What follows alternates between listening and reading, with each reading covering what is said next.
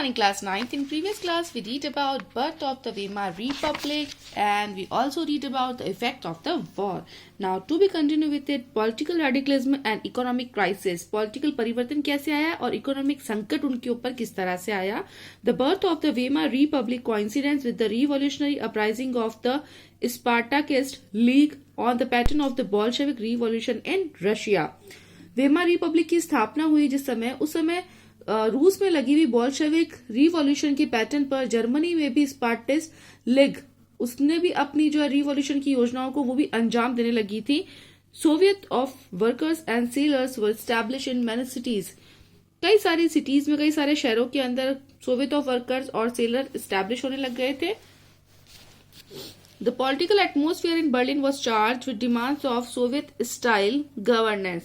Political atmosphere Berlin के अंदर charge किया गया था जिसकी डिमांड थी कि सोवियत स्टाइल गवर्नेंस हमारे सामने आए.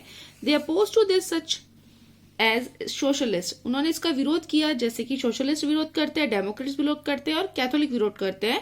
ये यहाँ वेमार के अंदर मिले और उन्होंने डेमोक्रेटिक रिपब्लिक को एक नई शेप दी थी. The Weimar republic crushed the uprising with the help of a war veterans organisation called free crops. Weimar republic ने आखिरकार पुराने सोल्जर्स को फ्री कोर नामक ऑर्गेनाइजेशन की मदद से इस विद्रोह को उन्होंने कुचल दिया था. इस पूरे घटनाक्रम के बाद स्पार्टकिस्ट ने जर्मनी की कम्युनिस्ट पार्टी की नींव डाली थी. इसके बाद कम्युनिस्ट पार्टी सोशलिस्ट एक दूसरे के कट्टर दुश्मन हो गए थे और हिटलर के खिलाफ कभी भी वो जो है मोर्चा नहीं खोल सके थे. Both revolutionaries and militant nationalist craved for radical solution. ये दोनों रिवॉल्यूशनरीज जो थे और मिलिटेंट नेशनलिस्ट उन्होंने आवाज उठाई थी रेडिकल सॉल्यूशन के लिए. Political radicalisation was only heightened by the economic crisis of 1923. Political radicalisation economic crisis 1923 में बढ़ गया था. Germany had fought the war largely on loans and had to pay war reparation in gold.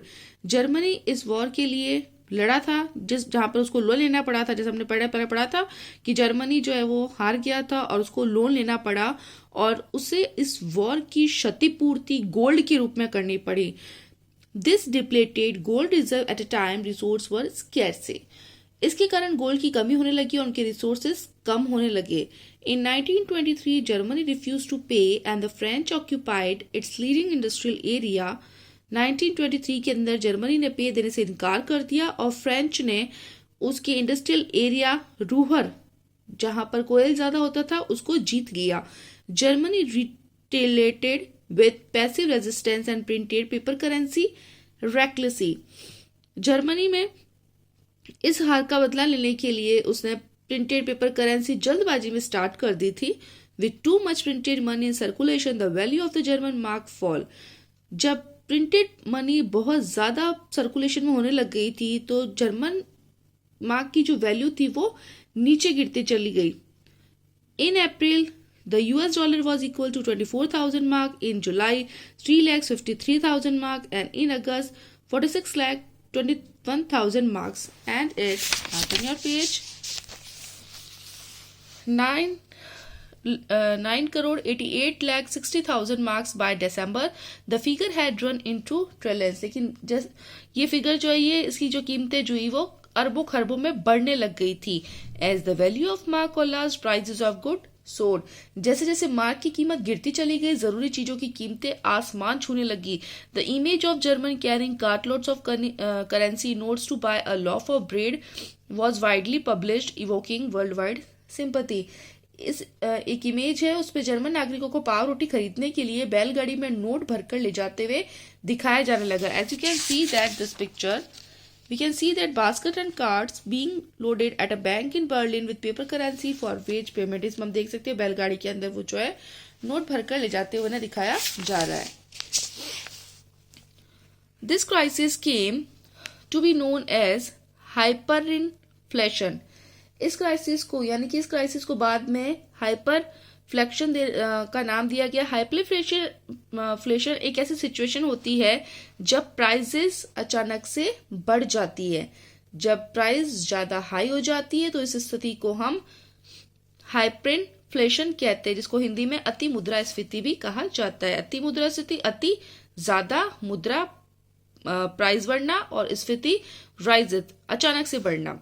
Eventually the Americans intervened and bailed Germany out of the crisis by introducing the Davos Plan, which reworked the terms of repression to ease the financial burden on German.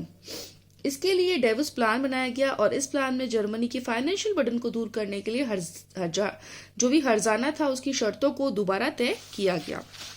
Now the year of depression. अब मंदी के जो depression year थे वो किस तरह के थे? The year between 1924 and 1928 saw some stability. 1928 और 1924 में हमने कई स्टेबिलिटी देखी, स्थिरता देखी. Yet this was built on sand. लेकिन ये स्टेबिलिटी मानो रेत के ढेर पर खड़ी थी. German investment and industrial recovery were totally dependent on short-term loans, largely from the USA.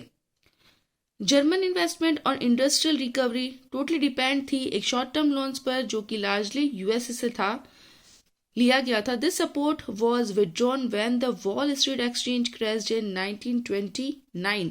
जब 1929 में शेयर बाजार नीचे गिरने लग गया था तो जर्मनी को मिल रही मदद भी रातों रात बंद हो गई थी. Fearing a fall in prices, people made frantic effort to sell their share.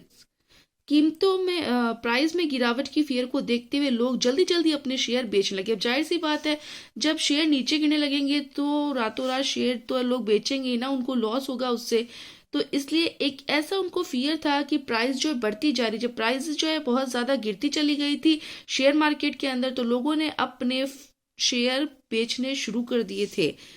On one single day, 24 October 13 million shares were sold. 24 अक्टूबर को 13 मिलियन शेयर्स बेच दिए गए थे. This was the start of the great economic depression. ये start हुआ था great economic depression का. यहाँ से स्टार्टिंग होती है.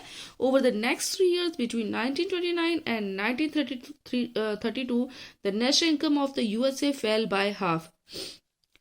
नेक्स्ट 3 years में 1929 से 1932 के बीच में नेशनल इनकम जो यूएसए की थी वो गिरकर आधी हो गई थी. Factories shut down, exports flared, farmers were badly hit and speculators withdrew their money from the market. Factories बंद हो गई, exports गिरते चले गए, farmers को badly जो है बहुत हिट किया गया और सट्टेबाज जो भी थे उन्होंने अपनी मनी मार्केट से विथड्रॉ कर ली थी. The effect of the recession of the US economy were felt worldwide. US economy में आई इस मंदी का असर दुनिया भर में महसूस किया गया था. The German economy was the worst hit by the economic crisis. German economy पर इस पर बहुत बुरा प्रभाव पड़ा था इकोनॉमिक क्राइसिस का. By 1932, industrial production was reduced to 40% of the 1929 level. 1932 में इंडस्ट्रियल पॉपुलेशन कम हो गया था 40% 1929 के लेवल के हिसाब से. Workers lost their jobs or were paid reduced wages. Workers ने अपनी जॉब्स खो दी थी और उनकी जो भी तनख्वाह थी वो भी कम कर दी गई थी. The number of unemployed touched an unprecedented 6 million. बेरोजगारों के नंबर 60 लाख तक जा पहुंचे थे. जर्मनी की सड़कों पर ऐसे लोग बहुत बड़ी संख्या में दिखाई देने लगे जो ये कहते हैं कि मैं कोई भी काम करने को तैयार हूं. ऐसी लिखी तख्ती वो गले में लटकाए हुए खड़े रहते थे. बेरोजगार नौजवान या तो ताश खेलते दिखाई जाते थे या फिर गली के नुक्कड़ पर वो झुंड लगाए खड़े रहते थे और या फिर रोजगार दफ्तर के बाहर लंबी लंबी लाइंस में खड़े पाए जाते थे. जैसे जैसे जॉब खत्म हो रही थी यूथ क्रिमिनल एक्टिविटी में इन्वॉल्व होता जा रहा था. चारों तरफ लोग बहुत ही ज्यादा निराश हो गए थे. The economic crisis create deep anxiety and fears in the people. इस आर्थिक संकट की वजह से लोगों के दिल में बेचैनी और डर पैदा होने लग गया था. The middle class, especially salaried employees and pensioners, saw their savings diminish when the currency lost its value. Middle class और इसी के अलावा जो सैलरीड एम्प्लॉयर्स थे, जो पेंशनधारी थे, उन्होंने देखा कि उनकी सेविंग्स खत्म होने लग गई है जब करेंसी ने वैल्यू लॉस्ट कर दी थी. Small businessman, the self employed and retailer suffered as their business got ruined. छोटे बिजनेसमैन, सेल्फ एम्प्लॉयड और रिटेलर्स वो इतने ज़्यादा सफ़र हो गए थे कि उन्होंने अपना बिजनेस जो है उनका बिजनेस खराब हो गया था. These sections of societies were filled with fear of proletarianisation. ये सेक्शन जो थे सोसाइटी के, उनके मन में एक डर बैठ गया था। पॉलिस्टिनेशन का मतलब होता है it is the social process people move from being where by either और एम्प्लॉयर और सेल्फ एम्प्लॉयड। जैसे कि हम इसका जो है मीनिंग न्यू वर्ड्स भी देख सकते हैं। पॉलिटिनिएशन, to become impoverished to the level of working class, गरीब होते होते मजदूर वर्ग की इकोनॉमिक कंडीशन में पहुंच जाना। तो जो सेक्शन था सोसाइटी का, उसमें बहुत ज़्यादा फियर हो गया था इस बात को लेके। Anxiety of being reduce to the ranks of the working class और वर्स स्टिल द अनएम्प्लॉयड। इसी के साथ में उनको एक डर सता रहा था कि उनके जो भी वर्किंग क्लास के अंदर उनका जो भी रैंक है वो खत्म होता जा रहा है और अनएम्प्लॉयड भी होता जा रहे हैं।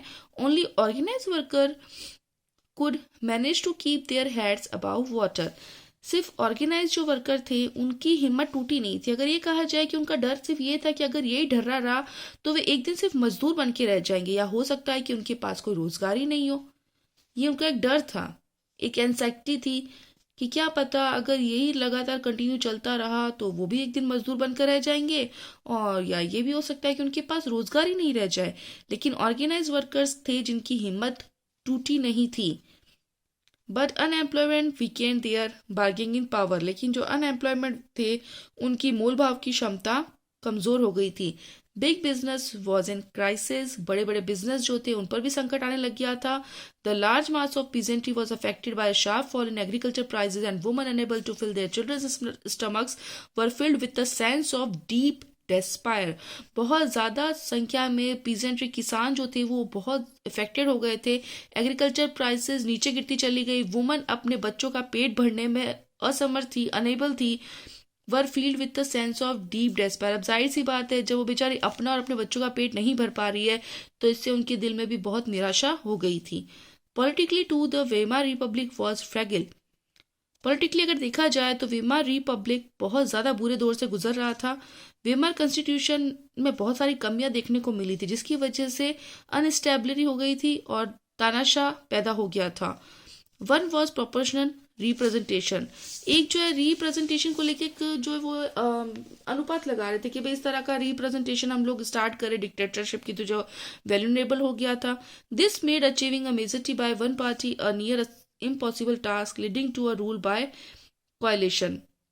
इसकी वजह से जो है मेजॉरिटी पार्टी का मिलना लगभग नामुमकिन हो गया था। Another defeat by Article 48, which gave the President the powers to impose emergency, suspend civil rights and rule by decree. दूसरा प्रॉब्लम जो उनके सामने ये आई थी कि आर्टिकल 48 के अंदर प्रेसिडेंट के पास में जो पावर्स है उस पर इम्पोज लगा दिया गया था इमरजेंसी का, सस्पेंड कर देते सिविल राइट्स को, और अध्यादेश के आधार पर उनको एक आदेश दिया गया था, उसी के आधार पर रूल किया जाता था। इसी के साथ शॉर्ट लाइफ के अंदर वेमार रिपब्लिक ने देखा कि 20 डिफरेंट कैबिनेट जो थे उनकी एवरेज 239 डेज कर दी गई थी और इसका जमकर वो इस्तेमाल कर रहे थे। और आर्टिकल 48 के अंदर यहाँ तक कि इन सारे नुस्खों के बावजूद भी संकट जो है वो दूर नहीं हो पाया था। लोगों ने अपना कॉन्फिडेंस खो दिया था डेमोक्रेटिक पार्लियामेंट्री सिस्टम के अंदर, जिसकी वजह से उनको लग रहा था कि अब किसी भी तरह का कोई सॉल्यूशन नहीं है।